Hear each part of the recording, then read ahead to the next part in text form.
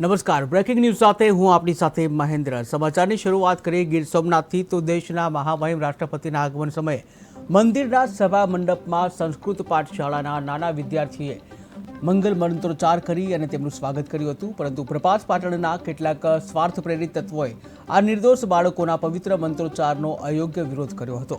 શ્રી સોમનાથ ટ્રસ્ટે આ ઘટનાની કડક નિંદા કરતા સ્પષ્ટ કર્યું કે બાળકોના સંસ્કૃત શિક્ષણ અને સંસ્કૃતિ પ્રત્યેની આસ્થા સામે કોઈપણ પ્રકારનું દખલ સહન કરવામાં નહીં આવે। ટ્રસ્ટે જણાવ્યું કે આવા સંકુચિત માનસિકતાવાળા તત્વોનો વિરોધ માત્ર બાળકો સામે જ નહીં પરંતુ ભારતીય સંસ્કૃતિ સામેનો અશોભનીય પ્રયત્ન છે। ટ્રસ્ટે સ્પષ્ટ શબ્દોમાં કહ્યું કે બાળકોના હિત માટે અને સંસ્કૃત શિક્ષણના ઉદ્દેશ્ય માટે તે ક્યારેય સમાધાન નહીં કરે।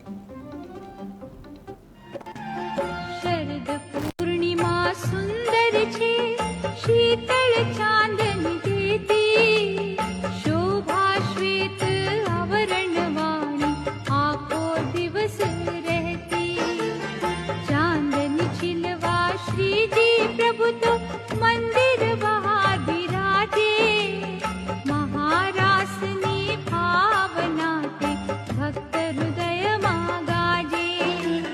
દિવાળીના દિવસોમાં તો ઉત્સવ નેરો થાતો, દીપમાળાઓ ઝળહળતી ને કાચના